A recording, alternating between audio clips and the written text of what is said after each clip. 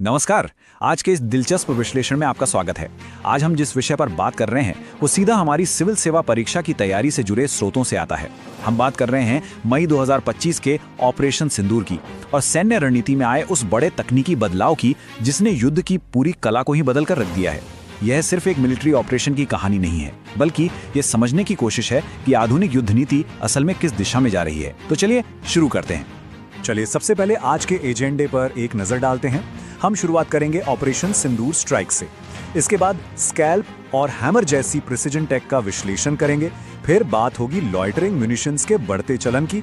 उसके बाद ऐतिहासिक सैन्य अभियानों से इसकी तुलना और आखिर में हम युद्ध की कला के विकास पर कुछ अहम निष्कर्ष निकालेंगे। शुरुआत करते हैं भाग 1 से, ऑपरेशन सिंदूर स्ट्राइक और मई 2025 की जवाबी कार्रवाई का विश्लेषण।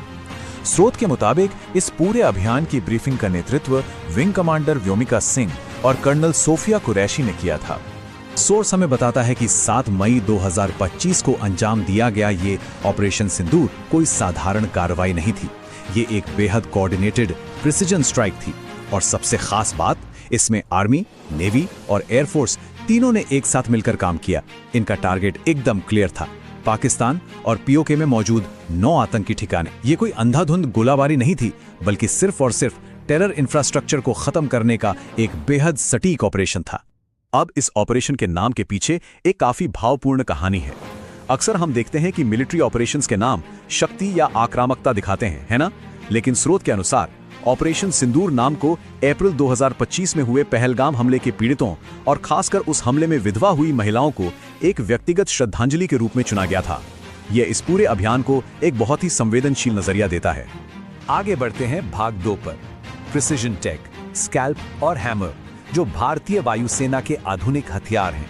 चलिए इन कमाल के हथियारों की इंजीनियरिंग को थोड़ा करीब से समझते हैं।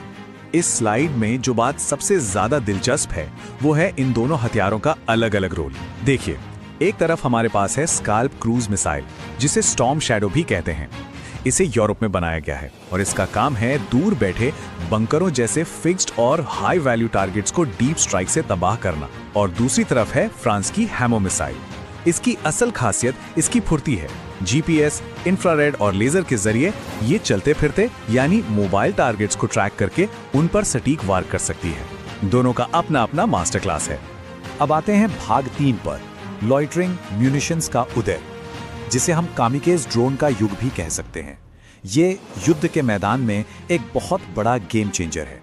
चलिए एक छोटा सा तुलनात्मक परिदृश्य देखते हैं। पहले के पारंपरिक हवाई हमलों में क्या होता था? एक फाइटर जेट आता है, अपने एक तय रास्ते पर उड़ता है, बम गिराता है और तुरंत निकल जाता है। एकदम रिजिड सिस्टम। लेकिन आज के लॉइटरिंग म्यूनिशंस बिल्कुल अलग हैं। ये ड्रोन अपने टारगेट के ऊपर आराम से मंडराते रहते हैं, रियल टाइम डेटा जुटाते हैं और सबसे बड़ी बात, ये खुद फैसला कर सकते हैं कि हमला करने का बिल्कुल सही पल कौन सा है। इससे अनपेक्षित नुकसान या कोलैटरल डैमेज काफी हद तक कम हो जाता है। तो यहाँ पर एक बड़ा सवाल उठता है, आज की ये ऑटोनॉमस और प्रिसिजन स्ट्राइक तकनीक हमारे इतिहास के उन पुराने और बड़े सैन्य अभियानों के सामने कहाँ ठहरती है? आइए इस अंतर को समझते हैं। और यही हमें ले आता है भाग 4 पर, पिछले सैन्य अभियानों से तुलना, 1971 और 1984 की गूंज। आइए इतिहास के पन्नों को पलटकर आज की रणनीति से इसकी तुलना करें। इस टाइमलाइन को देखिए, ये विकास बहुत कुछ कहता है। 1971 के ऑपरेशन ट्राइडेंट और पाइथन को याद करें, जब पहली बार कराची बंदरगाह पर भारी नौसैनिक हमले में एंटी शिप मिसाइलों का इस्तेमाल हुआ। फिर 1984 में ऑपरेशन मेघदूत, जहां पूरा फोकस सियाचिन ग्लेशियर के मुश्किल भौतिक इलाके पर कब्जा करने और सैनिकों की भारी तैनाती पर था। और अब 2025 का ऑपरेशन सिंदूर देखिए, कोई भारी ग्राउंड फोर्स नहीं, बस दूर से बैठकर रिमोट और ऑटोनॉमस तकनीक के जरिए सर्जिकल सटीकता से टारगेट्स को नष्ट करना। अप्रोच पूरी तरह से बदल चुकी है।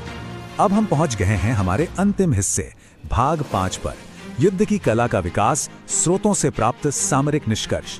चलिए इन सारे डॉट्स को कनेक्ट करते हैं। सोर्स मटेरियल का सबसे क्रूशियल टेकअवे यहीं पर है। युद्ध लड़ने का तरीका पूरी तरह से बदल चुका है। अब भारी संख्या में सैनिकों को बॉर्डर पर भेजने के बजाय फोकस उन हमलों पर है जहां कोलैटरल डैमेज कम से कम हो। आर्मी, नेवी और एयरफोर्स अब अलग अलग नहीं, बल्कि एक सिंगल यूनिट की तरह काम कर रहे हैं। ऑटोनॉमस यानी खुद निर्णय लेने वाली तकनीक पर हमारी निर्भरता बहुत बढ़ गई है और सबसे अहम बदलाव, दुश्मन की जमीन पर भौतिक कब्जा करने के बजाय अब सीधे उनके बुनियादी ढांचे को सटीक रूप से नेस्तनाबूद किया जा रहा है। इन सब के बाद एक बहुत ही गहरा सवाल हमारे सामने आता है। जब मशीनें खुद फैसले ले रही हैं और आसमान में मंडराने वाले स्मार्ट ड्रोन युद्ध के मैदान की पूरी परिभाषा ही बदल रहे हैं, तो भविष्य की युद्ध तत्परता यानी वॉर रेडीनेस असल में कैसी दिखेगी? क्या आने वाले समय में सैन्य ताकत का पैमाना सैनिकों की गिनती से हटकर एल्गोरिदम और एआई की सटीकता पर आ जाएगा? ये वाकई सोचने वाली बात है। आज के इस विश्लेषण से जुड़ने के लिए आपका बहुत बहुत धन्यवाद। आगे भी ऐसे ही दिलचस्प विषयों को समझने के लिए हमारे साथ बने रहें।